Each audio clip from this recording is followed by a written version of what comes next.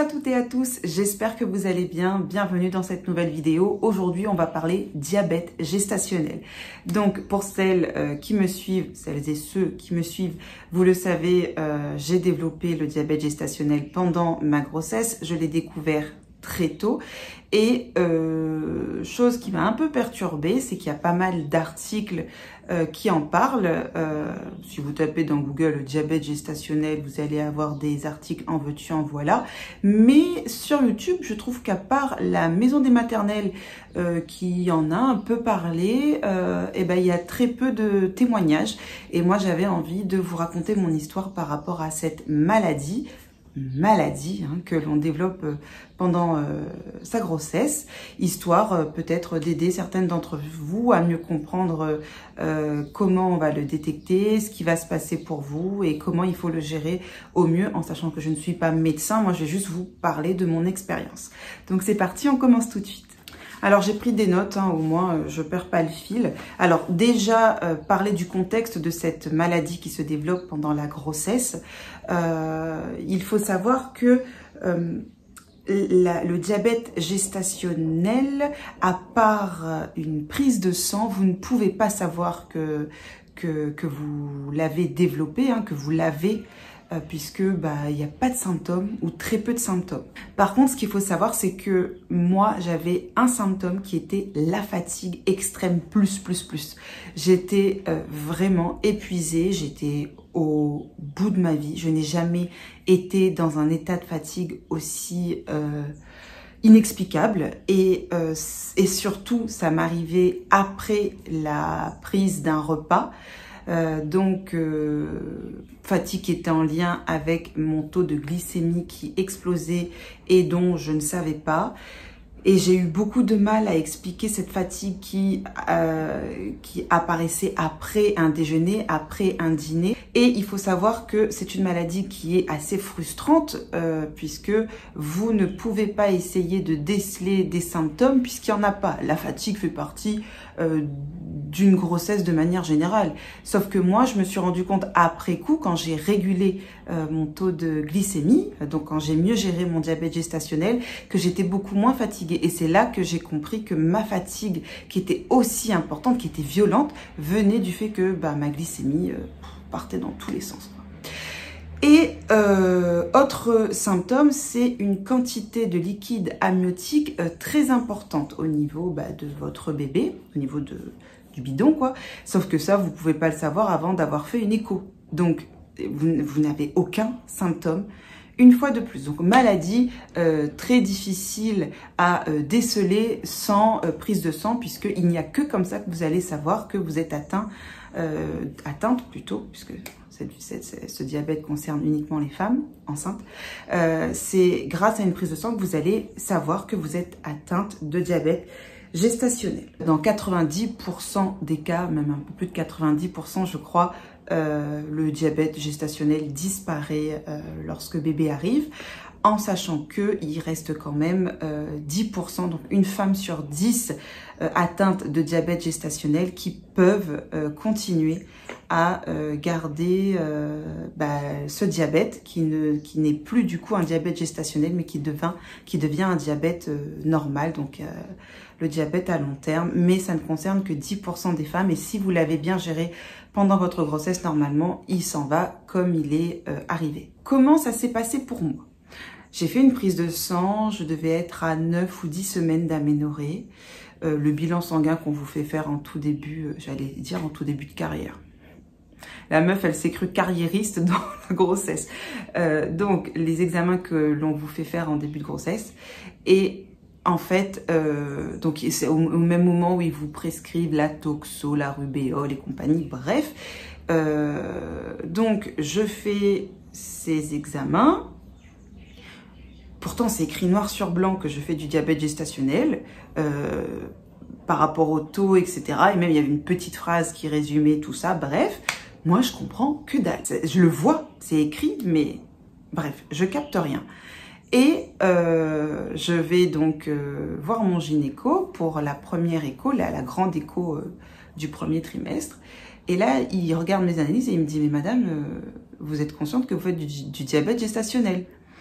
Et moi, je dis oui, ben, j'ai l'impression que le taux est pas top, mais ça a l'air d'aller, non? Et puis il me dit non, non, c'est pas ça a l'air d'aller là. Réveille-toi, reviens parmi nous. Tu fais du diabète gestationnel, ma petite.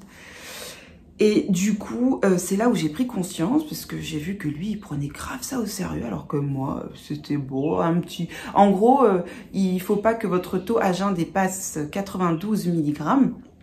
Et moi, j'étais à 95, donc du coup, je me suis dit, oh, peut-être que la veille, j'avais mangé un peu trop de sucre, j'en sais rien, alors que lui, le gars, il m'a dit non.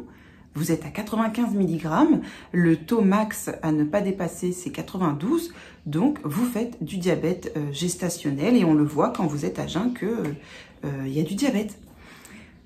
Et là, du coup, je crois que je me prends une claque parce que je me dis putain, j'ai pas du tout pris ça au sérieux. Le gars, il est obligé de me secouer un peu là parce que j'ai rien capté. Et à partir de ce moment-là, donc il m'a expliqué, il m'a rassuré quand même. Hein, il m'a dit que ça se gère, il m'a dit qu'avec une hygiène alimentaire, ça se régule, que je vais être suivie plus qu'une femme non atteinte de diabète gestationnel.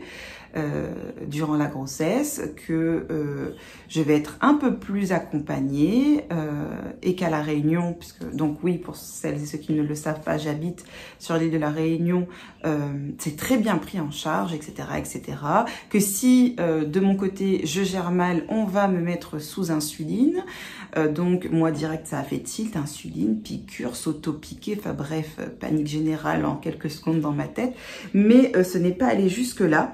Et du coup, il m'a expliqué que je vais être suivie donc par un endocrinologue, diabétologue, voilà, et que il va falloir prendre ça au sérieux parce que c'est pas bon pour moi, c'est pas bon pour mon bébé.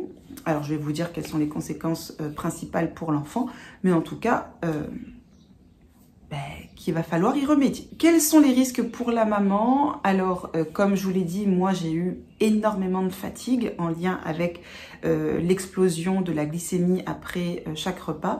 Bon, ça, à la limite, on va dire que ça se gère, façon de parler. Vous pouvez être sujet à des malaises, du coup, à cause de ça. Moi, je n'en ai pas eu. Mais le risque principal, c'est pour votre bébé, parce que votre bébé peut être... alors, je vais pas dire obèse parce qu'aucun bébé n'est obèse à la naissance, mais vous pouvez accoucher d'un gros bébé. Voilà. Moi, j'ai une connaissance en métropole qui ne savait pas qu'elle avait développé le diabète gestationnel durant sa grossesse et elle ne savait pas non plus qu'à la naissance, l'attendait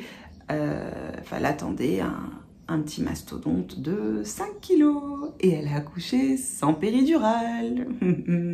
Faites le lien, elle a souffert sa race et elle ne savait pas qu'elle avait du diabète gestationnel. C'est à la naissance quand bébé pesait 5 kilos qu'ils lui ont fait des analyses et ils lui ont dit madame, vous aviez du diabète gestationnel. Voilà. Et du coup, surprise puisqu'elle ne le savait pas. Il faut savoir qu'à La Réunion, automatiquement, que vous soyez mince, pas mince, que vous ayez des antécédents familiaux, aucun antécédent familiaux, que vous ayez 35 ans, plus de 35 ans, moins de 35 ans, bref, tout le monde, toutes les femmes, on leur propose de faire le diabète gestationnel. Alors qu'en métropole, ça va être vraiment en fonction d'un certain nombre de critères et encore, vous n'avez aucune obligation. Alors à La Réunion aussi, vous n'avez aucune obligation, mais c'est prescrit et suivi automatiquement, puisqu'il faut savoir que nous sommes l'un des départements français où il y a le plus de diabète au niveau de la métropole de la France. Donc du coup, c'est pour ça que chez nous, c'est très bien suivi. Le diabète, c'est quelque chose qu'on maîtrise en effort numéro 1, champion en diabète au niveau local. Donc voilà, et c'est ce qui fait que ici, généralement, on n'a pas ce genre de mauvaise surprise à la naissance. On sait que la maman développe ou pas du diabète gestationnel. Alors, par contre, ce qui est cool, c'est que moi, je l'ai su très tôt et que je n'ai pas dû faire le test du diabète où on vous fait boire cette espèce de sirop de glucose dégueulasse, orange, bref, dégoûtant, vers la 25-26e semaine d'aménorrhée. Et comme moi, je le savais déjà que j'avais du diabète gestationnel, il n'y a pas eu besoin de le confirmer à 25-26 semaines. Et ouf, parce que ce test, il est dégoûtant, vraiment dégoûtant. Autre risque, c'est du coup, si vous faites un gros bébé, c'est d'accoucher soit par césarienne, soit se faire déclencher plus tôt. Donc rien de drôle. Et en plus à la naissance, il faut savoir que bébé peut être en hypoglycémie. Enfin voilà, il peut y avoir quelques complications, même cardiaques, même respiratoires. C'est possible, mais en tout cas, les deux, on va dire, risques principaux, ça va être le fait de faire un gros bébé et le fait d'avoir un bébé qui est en hypoglycémie, donc en manque de sucre à la naissance et qui va donner un bébé en détresse, quoi, tout simplement. Est-ce qu'il y a quand même des prédispositions? Oui. Et moi, je vous avouerai que j'ai coché pas mal de cases. Généralement, vous le développez à partir de 35 ans. J'ai 35 ans. Généralement, ce diabète gestationnel se développe chez les femmes qui sont en surpoids, voire en obésité. Pardon. Donc moi, c'était le cas. J'étais en surpoids. Et se développe également chez les femmes qui ont des antécédents familiaux. Moi, c'est le cas. Bref, du coup... Déjà, rien que ça, je cochais toutes les cases. 35 ans, surpoids, antécédents familiaux. Voilà. Donc, j'avais de fortes probabilités de le développer. Je vous ai dit que le diabète gestationnel disparaissait à l'accouchement, ce qui est vrai, mais un mois après avoir accouché, il va falloir du coup faire un dépistage, c'est-à-dire refaire des analyses pour voir si la glycémie se régule, maintenant que bébé est sorti, est-ce que tout va bien? Et du coup, comme je vous l'ai dit, dans 90% des cas, tout revient à la normale, quoi. Concernant mon suivi, il faut savoir que du coup, une fois par mois, je vois un endocrinologue qui va suivre mon diabète. Donc j'ai mon petit kit avec mon petit carnet où tous les matins à jeun et 2 heures après chaque repas, je mesure ma glycémie, qui va regarder si je suis dans les bons taux. C'est le cas pour moi. Il faut savoir que j'ai géré mon diabète gestationnel. Je le gère encore aujourd'hui. Je suis dans mon 3e trimestre, merci, de grossesse. Et que tout se passe bien. J'ai réussi à réguler mon diabète. Je n'ai pas eu besoin de passer sous insuline puisque je gère super bien mes taux de glycémie. Comment je fais pour les gérer? Bah les gars, c'est pas très compliqué. J'ai supprimé le sucre de ma vie. Moi qui suis madame sucre, madame chocolat, madame Nutella, madame j'aime le sucré, j'ai supprimé le sucre de ma vie. Je ne pensais pas cela possible. Et pourtant, j'ai réussi à le faire comme quoi pour son bébé, on soulève des montagnes, on soulève l'océan, on soulève tout. On chavire tout, on est capable de se faire violence. Et moi, c'est le cas puisque j'ai vraiment réussi à supprimer totalement le sucre de ma vie. Alors, quand je parle de sucre raffiné, transformé, même les fruits, parce que même les fruits, mon endocrinologue ne veut pas que j'y touche. Donc, 0 sucre. Même les pâtes, puisque moi, j'aime manger les pâtes très cuites. Et les pâtes très cuites, c'est très mauvais pour le diabète gestationnel, pour le diabète de manière générale d'ailleurs. Et du coup, comme moi, je peux pas manger les pâtes al dente, je me suis dit, allez, laisse tomber. Les pâtes, on verra ça dans quelques mois. Pour l'instant, on va supprimer, puisque moi, manger des pâtes pas très cuites, c'est pas mon délire.